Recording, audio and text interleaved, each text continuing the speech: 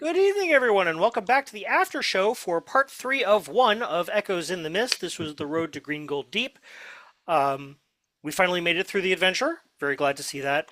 Um, though I really liked what this system did for how you guys played the characters.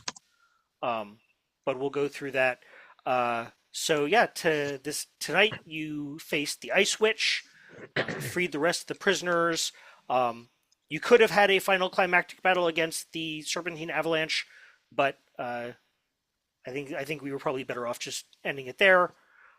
So let's go around. Let's do our stars and any wishes that you may have, and maybe some, see how things are going to tie back, and then we'll get out of here. So we will start with kind of the star of the episode, Julie.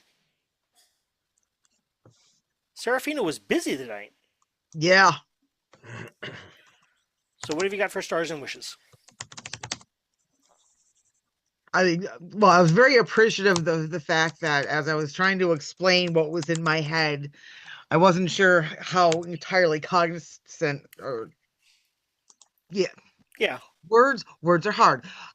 How clear I was being and stuff, and everybody got what I was saying, um and we were able to actually pull off the stuff that we were trying to do. Yeah. Even though the roles at sometimes was just really Yeah. come on, dice.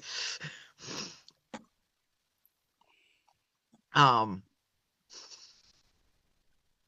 I really like how just every week I did. It seems like I'll just a little bit more and a little bit more of just people get everybody being able to be really do a good job of being very descriptive of what they're doing, so I can kind of basically see it in my head.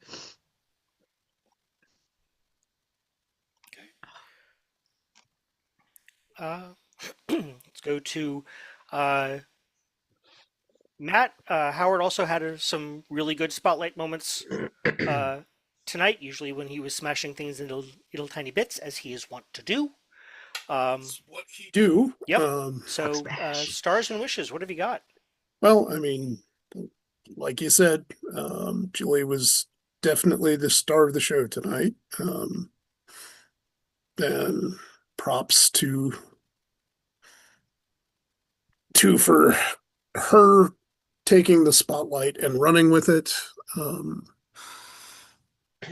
Also, thank you, Trevor, for taking the temperature of the group and just not pushing us into part four of one. Yeah. Um, I, we can talk about my love of this system in when we do more meta stuff, but yeah, I really enjoy this, and it was nice to wrap that up, and I hopefully we can carry this momentum into the main game. Yep. Yep. Um, Okay. Let's move on to Ray. What have you got for us tonight? I have, and I know it sometimes feels cliche. It's like, well, stars to everybody. Because yeah, I mean this like we're clicking as a unit, but tonight uniquely, I think everybody gets a star because everybody got to do something well that they're meant to do well. Hereward got to be really good at being Hereward and berserking. Seraphina got to be really good with spells and fire. Zell got to be really good at manipulating and tearing down the poor confidence and mental equilibrium of and I got to make a sled. Um, It was a battle sled, though. It really, well, it, yes, it was a but badass battle sled. and not every episode gets that. We could be more, supportive or doing a little bit never. It's like, this is what I'm built for, and I'm gonna do, like, everybody got the spotlight. So I think it shouldn't be expected, but when it happens, needs to be recognized and appreciated. And it's like, and Trevor, this was like technically not of your doing. You're just like, what are you gonna do? And we were able to make that happen. So that was neat. Um, the wishes I have are mostly mechanical, Okay. and that is so the background with the snow and the ice, like that was flippin' gorgeous. But I missed not having tokens as pieces on the board and Fair. icons to, because that's part of the sensory input on judging what we're going to do. That's fair. Um, and I feel better about uh, the mechanics running through. Okay, I'm gonna, these modifiers, right? We pick these things as modifiers in order to change the output of the roll, because some could be positive, some could be negative. Um, but there, I think it would take like one more episode like this in quicker succession to see if what I was perceiving as like this kind of barrier that you knew and you were filling in, but what I think that just needs a little bit more practice. Um, so, and I think, yeah, not that I'm against playing this system. I'm personally, I'm kind of ready to go back to the more familiar to me.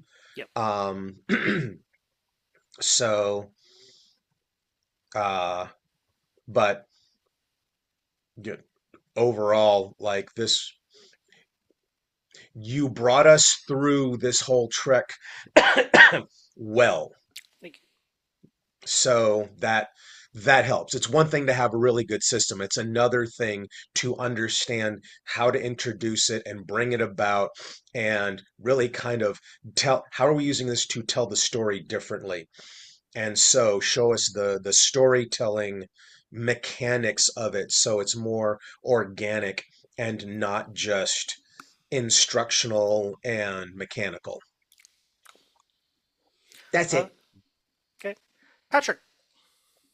All right. Well, stars are going to be a little difficult because I thought tonight went spectacularly. I did greatly appreciate on your part the ferocious deaths of our opponents, including somebody having a firebolt blast right through their head. Um, that was fun. And then broke when he fell. That's just exquisite. So I very much appreciated that. But also, Very in one of Mortal those, Kombat. Mm, yes, finish it. Uh, and but also in that general the whole group was working very well. Uh, uh, I very much like that we have always done our best to go with being descriptive and trying to explain what's happening and whatnot, largely because we pick systems that allow for that. So instead of I just swing at X, no, we have to come up with a plan and try to figure out what it is. And I very much like how that came out with everybody, even when to go on with my wish, when the dice utterly betray us yet again. Um, I have this thing like Tick and I are always over here, like just watching the dice utterly betray us at the most inopportune times. But that's kind of our role, and we're so to we're speak. used to this. So, but yeah, that was is an interesting go through the system as well. I like it. I'm trying to figure out what it would be like running something in it, which is usually how I end up, getting a better grasp on how systems work as opposed to playing in it.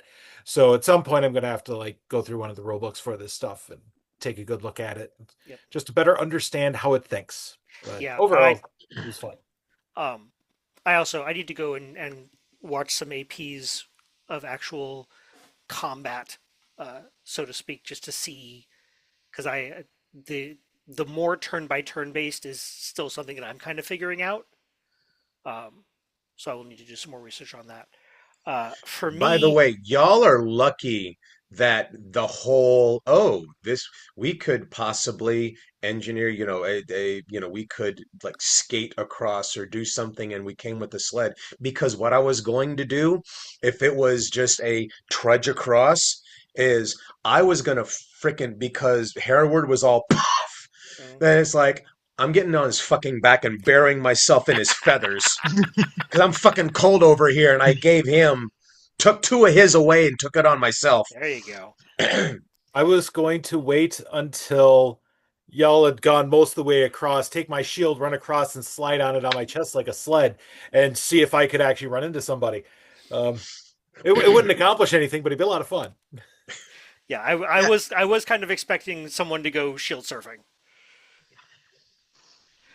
yeah. Um, I was trying to figure out like, okay, can I extend out the warmth effect without actually lighting the rest of the party actually on fire? Like, yeah, and that's that. You know, yeah, yeah, I had some ideas in my head of what would happen if you tried something like that. Um, and a lot of it was honestly going to come down to some reaction rolls and maybe the invocation of a weakness tag or two. yeah. And I honestly, by that point, it was far enough along. I was like, I'm not trusting the dice. Not trusting the dice. Nope, nope. At the end, though, man, those dice they were hot, so to speak. Yeah, Um, my star for tonight actually goes to Ray. Um,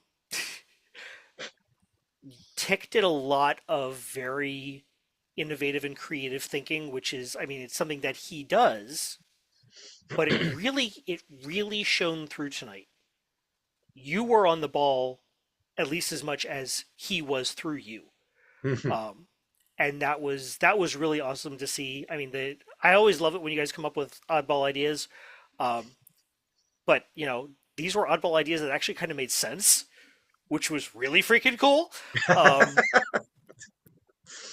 yeah, That uh, one at least had some of Patrick's. I love coming up with bad ideas. If nothing else, people will come up with better ones, so we yep. don't do them. Um, and then a star to everyone for coming on this 3-shot, 1-shot uh, journey, intro to the system, and just kind of kicking the tires as it were. Um, I really do like this system. I'm not ready to shelve Cypher, anytime soon, obviously. Um, but as I've said to these guys, but for anyone who is actually watching this, I have uh, a campaign story idea that I completely stole from Jenny D. Um, that would just fantastic to run in this system. So we'll see what comes of that. My wishes, again, I need to get more comfortable with the more tactical scope of how the system works and how to GM it. And that'll come with, oh darn, I may have to watch some APs. Whatever shall I do? Um, that being said, my wish is also to get back to the main storyline, get everyone together again, uh, and yeah, I mean, Cypher is absolutely right now our comfort zone, and that's ain't nothing wrong with that, and I'm happy to get back to it. Um, but I do like I am happy for this little diversion. Um, so yeah, let's talk system a little bit. Um, what did you guys particularly like and or not like about this system? sorry, I just got distracted by Matt's cat. Oh, Mirren makes an appearance. Yeah, hi, mm, sweetheart. uh, oh, come on. There you go. Now do that. Thank you. Okay, so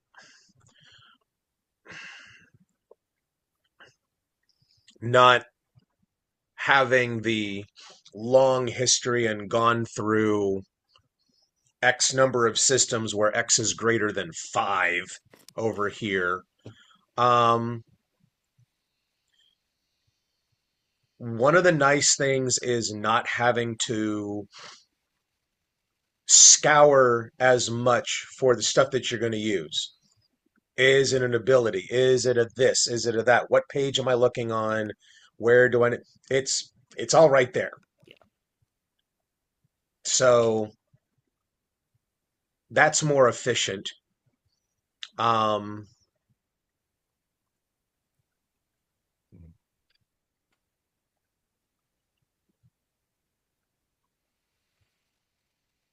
I like that it's efficient.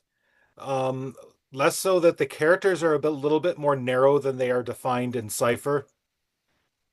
And this might just be, because we're early into the system and haven't had a chance to develop them inside of it. Yeah, I Yeah. mean well, so the like I because so many of the things that I wanted to do that were movement based, I said short stubby legs, and that is a disadvantage. As a result, I've got 2 stars next to people. hmm So, like, I am on the cusp of on the next one after 3 more of using any of those, like getting a bonus, getting an extra goodie as a result of incorporating those disadvantages. Um, I'll have to look. I believe that the star on the heads-up display actually means that you qualify for an improvement. oh, okay. Well, Yeah. I have 2 of them now. Okay. Yeah. Yeah. Because So, and again, so like we haven't, right?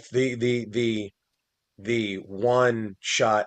Um, we would need to like work through that and get to their version of like leveling up yeah. and getting closer to other long-term objectives.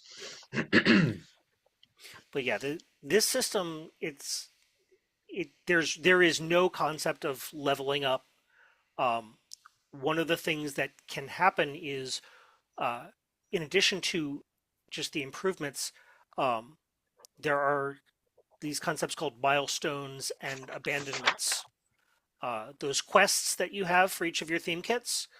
Um, what the other thing that you would do during downtime is basically step back and say, okay, did I actively make progress in the service of this quest, or did I actively make progress counter to it?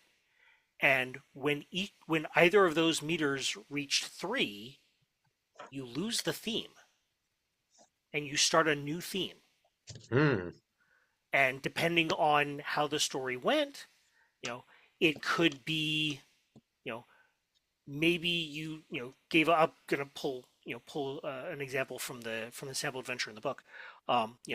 Maybe you stop being a woodland hunter and start being a patrol ranger.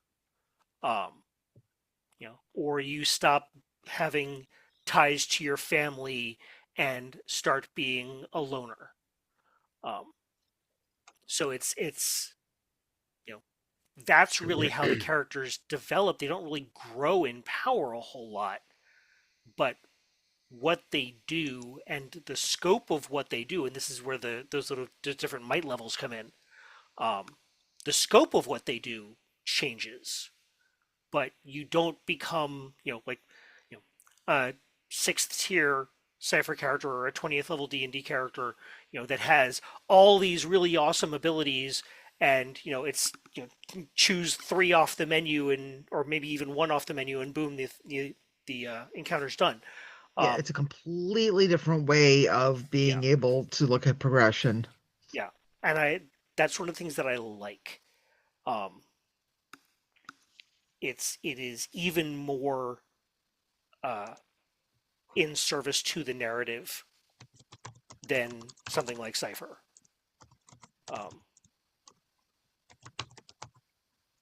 Yeah, it's like I find that both I really like it, but I also really dislike it because it's like if the brain is just not functioning, yeah, it can be kind of a struggle to kind of figure out what I'm what I'm doing aside from just reacting. Um, and But I'm having the flexibility and yeah. creativity to be able to assemble essentially the narrative, the story when things Um, are working. so I think two things that are good to help alleviate that are tag combos and the action grimoire. Um, the action grimoire is, and I manually put all of this uh, into Foundry for you guys. Um, it is like a catalog of, if you want to do, a ranged attack, here are the factors that will probably, come in to help. Here are the Yeah. factors that will come in to hinder. Here's what you will spend. Here's good things to spend the power on, etc. And then tag combos are kind of like your prepackaged, you know, attack maneuvers or whatever the Yeah. case may be, where I want to do this thing. Okay, that mean in general it means I'm using these 3 or 4 tags. Um, the flip side to that, the flexibility to that I really like is because you have these things, and whether or not they apply is really just a conversation between you and the GM. I think it it uh, it motivates you to think about how can I change how I'm doing this to take advantage of the strengths that I have. Um, and I think we saw some really good examples of this uh, when we pivoted Zell's character. Um, when we pivoted your fiendish theme and made it a lot, gave you a couple of things that ended up really coming into play tonight. Um, because you were able to look at those and that kind of sparked the creativity of how to put them all together. Yeah. Um, but yeah, I love the fact that the system rewards the player for playing to the character's strengths and rewards the character for playing to the character's weaknesses. I think that's a beautiful dichotomy. Agree. And I don't know how much was me clicking with the system tonight or just metagaming a little bit with like, I know this is going to be like the last session, so let's go a little buck wild and burn some tags, Yeah. which I might have been a little more conservative. Well, and I mean, a lot of those, once you get out of the combat, um, if you take what, what they generally call, refer to in D&D as like a short rest or something like that, yeah, that's enough to get a lot of those tags back. Yeah, Um, it's giving it that extra oomph in the moment, but then yeah, when you have the time to catch your breath, yeah, you can reset those things. So I think, and I don't know if I just didn't communicate that well, or if it was just new or just unfamiliarity with the system. But I want to say, and again, my experience with this is limited as well. Um, I think there probably were more opportunities for you guys to burn tags to do things. Um, probably. I think some of it is the newness of the system, and some of it, I experienced this when I was GMing a different system that had essentially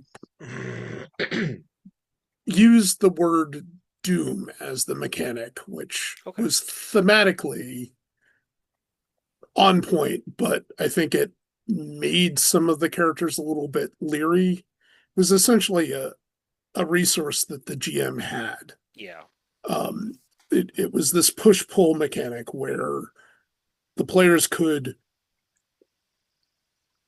essentially push things and increase the doom count to get more dice and more action better chance of success.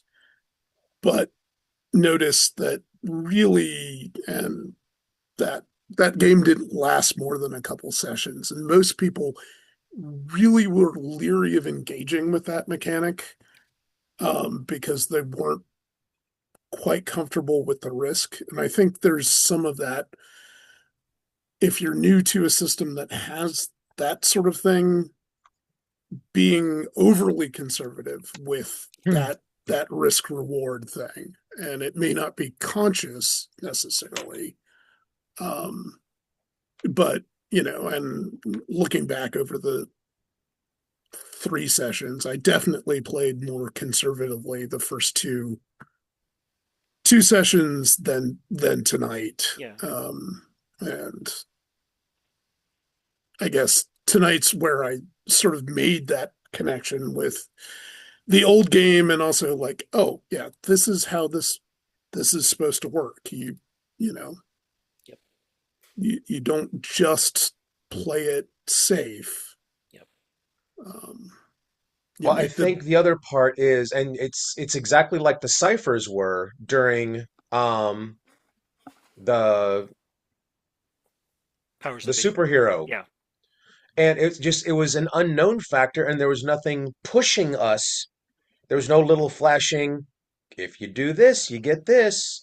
There was no, like, you were telling us, and we were like, okay. But we weren't really it was internalizing it. outside, yeah.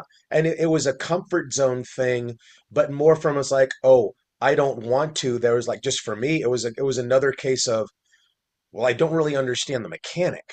Okay. And if I need to be able to see the list of options of if then statements, at least in that first Yeah. 2 levels, to it's like, oh wait, you mean if I burn this and I don't think I'm going to need it, then that'll be, oh, okay. Just like, no, look, the frickin' ciphers, you'll get more of them. If they're there to be used, use Yep. them, Yep. please. Yeah, I think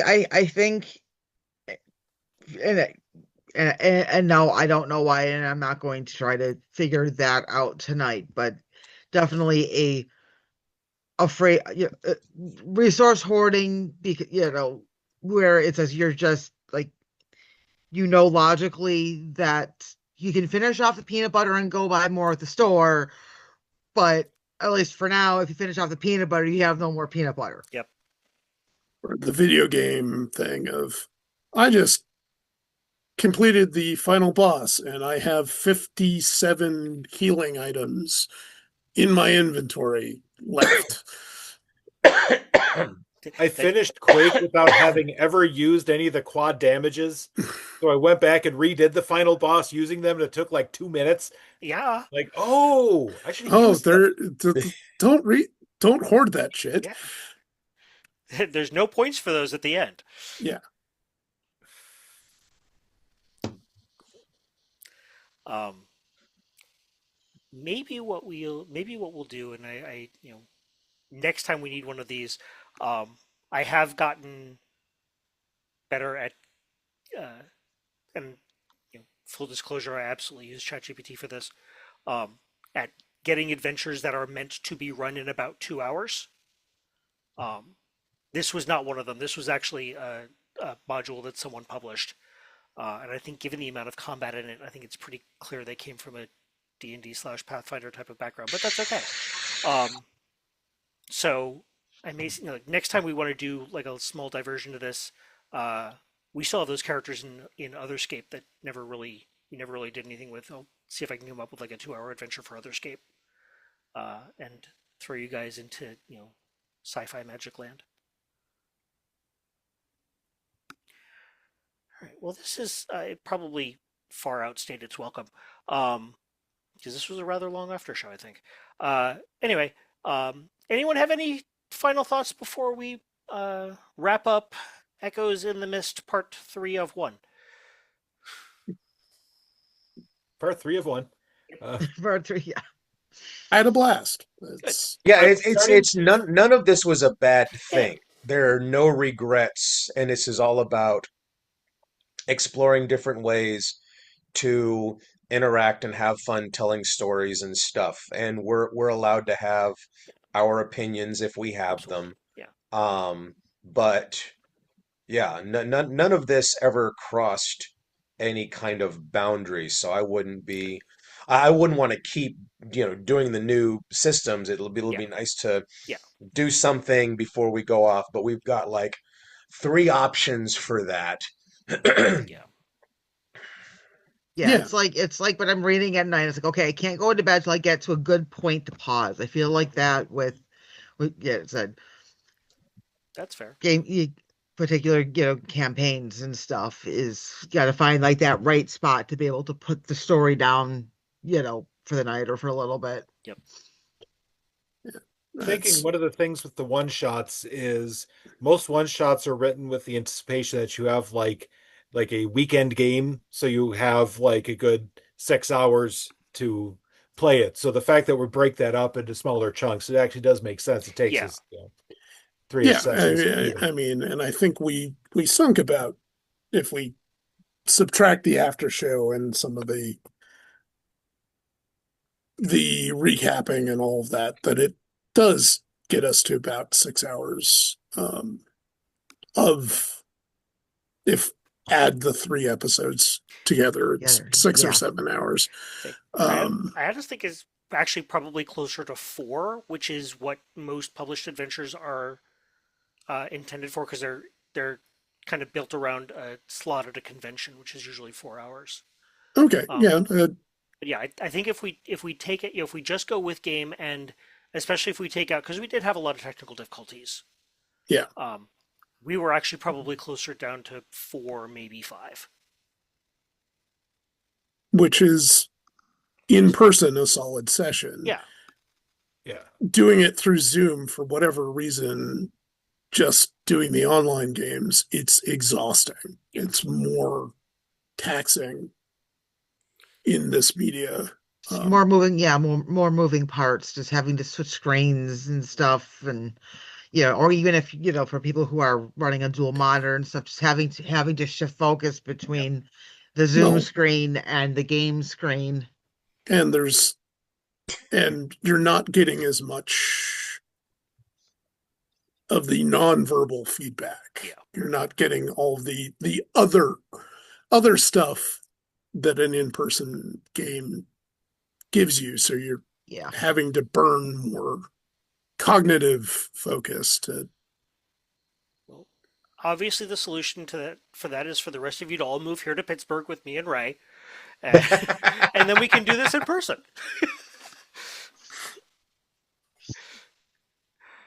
Alrighty, Uh, Dude, you got way too many bridges. and you yeah. got way too much snow, so Anyway, 9 out of Anyway, 10. We'll play again. good, good. I'm glad everyone had fun. I'm glad everyone enjoyed Yes, it. thank you. Um, yep, and yeah. Anyone watching this, I hope you had some fun with us too. Feel free to check out these systems. I think they're great. But yeah, I think that's going to do it for the after show for Echoes in the Mist. For Matt, Julie, Ray, Patrick, and ECAT and Essentia, this is Trevor the Vitruvian Meeple. Have a good night, everyone.